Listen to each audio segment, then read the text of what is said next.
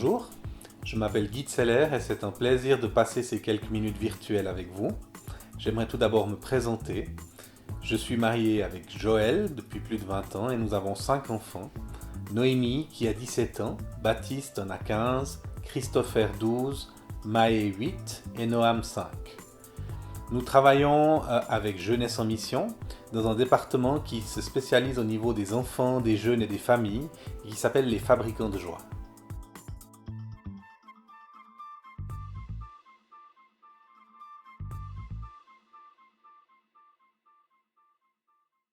Deutéronome 6 nous dit « Ces commandements que je te donne aujourd'hui seront dans ton cœur, et tu les enseigneras à tes enfants, quand tu te lèves, quand tu te couches, quand tu marches le long du chemin, quand tu t'assieds dans ta maison. » Donc on est en train de parler ici du contexte de la vie quotidienne.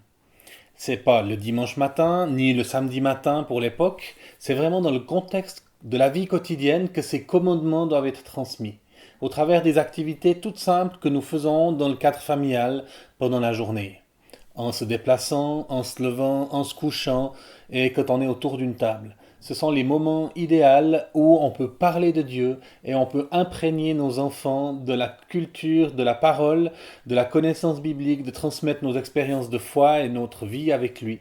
Et c'est ici que les choses se font. Donc c'est vraiment les parents qui ont la responsabilité première de marcher avec Dieu et de donner un exemple à leurs enfants et de transmettre cette foi à la génération suivante. Le danger qu'il y a aujourd'hui, c'est qu'il y a une forte tendance à la démission. On le voit en tant qu'enseignant dans les classes. Un ami qui travaille avec des adolescents me dit « Tu sais Guy, sur une période de 45 minutes, si je peux enseigner 25 minutes, c'est une bonne leçon. » Et puis je lui ai demandé « Puis alors, les 20 autres minutes, qu'est-ce que vous faites ?» Et il m'a dit « Je fais de l'éducation de base. Gérer des conflits, aider à passer dans des crises, à surmonter des difficultés, des choses qui normalement devraient s'enseigner à la maison. » Et j'ai réalisé que cette même tendance à la démission qu'on voit dans les milieux scolaires, on risque de l'avoir également au niveau spirituel dans les églises. Où en tant que parent, on se dit « mais moi je ne sais pas parler de Jésus à mes enfants ».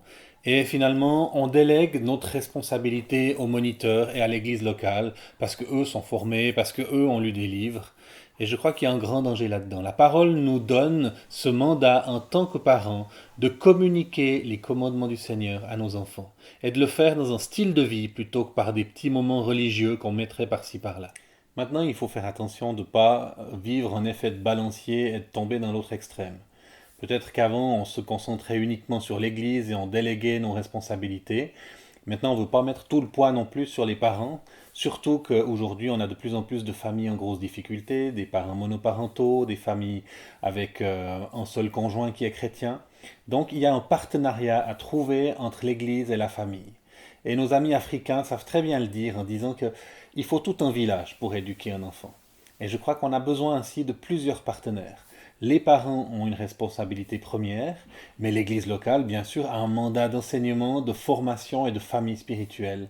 Et les deux doivent pouvoir communiquer et travailler ensemble pour pouvoir être efficaces. Nous ne venons pas non plus d'une famille qui a pratiqué ce genre de choses, donc c'est des choses qu'on a dû découvrir quand nos enfants étaient tout petits. Je me souviens de mon épouse, Joël, qui souvent allait dans sa chambre et fermait la porte pour avoir son temps avec Dieu. Ce qui fait que nos enfants la voyaient jamais vraiment prier. Et un jour, le Seigneur l'a défié, prends ton culte personnel, prends ce temps avec moi, avec tes enfants à côté, pour qu'ils puissent te voir vivre ta foi. Et là, elle a simplement pris sa Bible, elle a dit aux enfants, maman, elle va prendre un moment avec Jésus maintenant, vous pouvez rester autour, vous pouvez jouer, mais j'aimerais que vous ne me dérangiez pas pendant ce moment. Et les enfants sont restés, ils ont joué, et Joël a lu la Bible, elle a profité de la lire à haute voix pour que tout le monde en bénéficie, puis après elle a prié à haute voix aussi, elle a prié pour plusieurs personnes. Et quand elle a eu terminé, notre fille aînée, qui avait 2 ou 3 ans à l'époque, a levé les yeux et lui a dit « T'as pas prié pour grand-maman ?» Et ma femme lui a dit « Ben oui, t'as raison, viens vers moi, on va prier les deux pour elle. » Et ainsi, cette transmission de la foi à la maison, ça a été simplement inviter les enfants dans quelque chose que nous vivions, dans notre vécu, plutôt que de fabriquer un petit peu des moments artificiels. Un autre élément duquel on pourrait parler, c'est la lecture de la parole de Dieu. Moi, ce verset de Deutéronome 6 m'a beaucoup travaillé.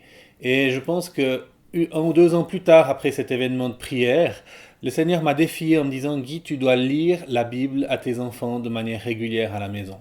Cet enseignement de la parole, c'est ta responsabilité. » Alors j'ai commencé tous les matins à lire des textes bibliques. Bon, au début, je savais pas trop comment m'y prendre. Puis c'est vrai qu'en commençant par la Genèse, ça allait, mais en arrivant au Lévitique, ça devenait un petit peu plus difficile et pas très intéressant pour eux. Donc j'ai essayé de trouver des stratégies, des textes qui étaient plus adaptés selon les âges. Et de plus en plus, plutôt que de simplement lire, je racontais et puis on les faisait vibrer, on les faisait participer à ces histoires. Et on enchaînait avec la prière et essayait de tirer les leçons qui étaient contenues. Et petit à petit, nos enfants sont devenus des accros, j'ai envie de dire. Ils sont devenus passionnés de ces moments bibliques. Et si un matin je suis trop lent dans mon déjeuner, j'ai mon fils qui va ouvrir le tiroir de notre secrétaire, qui sort la Bible, qui la pose devant moi en disant maintenant papa, tu finiras de déjeuner plus tard et il faut que tu lises la Bible parce qu'autrement on n'aura pas le temps, nous on doit partir à l'école. Donc c'est vraiment devenu une tradition familiale où chaque matin on lit la parole. Les enfants grandissant, on a dû aussi s'adapter. Maintenant, on a deux temps. On a un temps avec les plus âgés le matin, et après, quand les petits se réveillent et nous rejoignent, on prend un deuxième temps avec les petits. Et on s'adapte à eux, on s'adapte à leur âge, pour vraiment mettre la parole de Dieu dans leur cœur, parce qu'on croit que c'est tellement important.